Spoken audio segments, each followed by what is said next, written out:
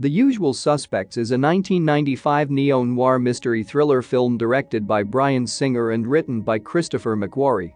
It stars Stephen Baldwin, Gabriel Byrne, Benicio del Toro, Kevin Pollak, Chaz Palminteri, Pete Postlethwaite, and Kevin Spacey. The plot follows the interrogation of Roger Verbal Kint, a small-time con man who is one of only 2 survivors of a massacre and fire on a ship docked at the port of Los Angeles. Through flashback and narration, Kint tells an interrogator a convoluted story of events that led him and his criminal companions to the boat and of a mysterious crime lord known as Keyser Söze who controlled them. The film was shot on a $6 million budget and began as a title taken from a column in Spy magazine called The Usual Suspects, after one of Claude Rains' most memorable lines in the classic film Casablanca, and Singer thought that it would make a good title for a film. The film was shown out of competition at the 1995 Cannes Film Festival and then initially released in a few theaters. It received favorable reviews and was eventually given a wider release. McQuarrie won the Academy Award for Best Original Screenplay and Spacey won the Academy Award for Best Supporting Actor for his performance.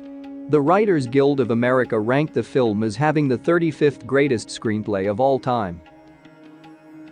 Storyline: hardened criminal Dean Keaton lies badly wounded on a ship docked in San Pedro Bay. He is confronted by a mysterious figure he calls Keyser, who shoots him dead and sets fire to the ship. The next day, the police recover 27 bodies and only 2 survivors, Arkash Kovacs, Akos Kovacs, a Hungarian mobster hospitalized with severe burns, and Roger Verbal Kint, a con artist with cerebral palsy. U.S. Customs agent Dave Coogan flies to Los Angeles from New York City to interrogate Verbal. The men are left alone in a borrowed office belonging to LAPD Police Sergeant Jeff Rabin, while FBI agent Jack Baer visits a hospitalized Kovacs.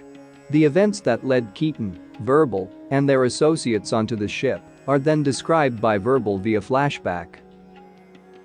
6 weeks earlier in New York City, Keaton and Verbal meet career criminals Michael McManus, Fred Fenster, and Todd Hockney in a police lineup after they are arrested as suspects in a truck hijacking that none of them participated in. Believing the police were unfairly harassing them, the newly assembled group decide to pull a heist to get revenge on the NYPD. Led by Keaton, they rob a jewel smuggler being escorted by corrupt cops, netting millions in emeralds, and getting over 50 cops arrested. They then go to California to fence the jewels through a man named Redfoot, who connects them with another jewel heist. The heist goes badly, and the men learn that the job was arranged by a lawyer named Kobayashi. They meet Kobayashi, who says he arranged for their arrests in New York, and that his employer, mysterious Turkish crime lord Keyser Söze, from whom each of the men has unwittingly stolen, has ordered them to raid a ship holding Argentinian drug dealers and destroy $91 million worth of cocaine being sold on board. The cash brought for the exchange will be their reward. During Coogan's interrogation, it is learned that there was no cocaine on the ship and Söze was seen on board. Verbal then tells Coogan a legend about Söze. He was a small-time drug runner who murdered his own family when they were being held hostage by Hungarian mobsters, then massacred the mobsters and their families before disappearing, and from then on conducted business only indirectly through underlings who are mostly unfamiliar with their true employer. Söze thus became a fearsome urban legend, a spook story that criminals tell their kids at night. Concluding his story, Verbal reveals Fenster was killed trying to flee. The men then threatened Kobayashi, only to accept the assignment when he threatened their loved ones.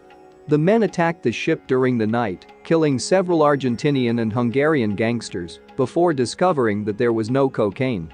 An unseen assailant killed Hockney, McManus, Keaton, and a prisoner in one of the ship's cabins. The mysterious figure then set fire to the ship as Verbal looked on from a hiding place on the dock. Coogan deduces that Keaton must be Söze, as the prisoner killed on the ship was Arturo Marquez, a smuggler who escaped prosecution by claiming he could identify Söze. Marquez was represented by a lawyer, Edie Finneran, Keaton's girlfriend, who was recently murdered. Kujan claims that the Argentinians took Marquez to sell him to Söze's Hungarian rivals. Keaton then used the assault so that he could kill Marquez personally and fake his death. Verbal finally confesses that Keaton had been behind everything but refuses to testify in court. Verbal's bail is posted and he is released. Moments later, Kujan realizes Verbal apparently fabricated his entire story by piecing together details from random items in Rabin's cluttered office. At the same time, Bear interrogates Kavash in his hospital bed, along with a police artist who is creating a sketch. Meanwhile, Verbal walks outside, gradually losing his limp and flexing his supposedly disabled hand. As Kujan pursues Verbal, a fax arrives at the police station with the artist's facial composite of Söze. The picture resembles Verbal, revealing that he was Söze all along. Verbal Söze enters a car driven by Kobayashi and leaves moments before Kujan arrives on the scene. Did you know? When Redfoot flicks his cigarette into the face of McManus, it was originally intended to hit his chest, so McManus's reaction is actually Stephen Baldwin's real unscripted reaction, which Bryan Singer decided to keep in the movie. Christopher McQuarrie had previously worked for a detective agency, and this influenced the depiction of criminals and law enforcement officials in the script. The idea for this movie started only with the concept of a movie poster of 5 men in a lineup. The title came from a famous line from Casablanca, 1942, "Round up the usual suspects." The stolen emeralds were real gemstones, lent to the production. The film was promoted by a teaser campaign with the tagline, "Who is Keyser Söze?"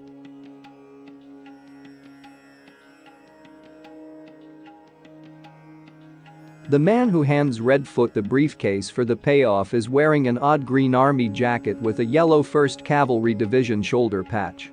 The same jacket reappears worn by the shotgun-wielding thug in the corridor of the boat killed by McManus.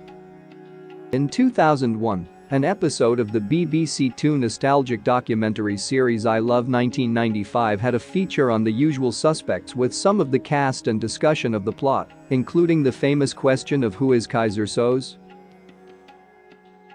See you later. Thanks for the subscription.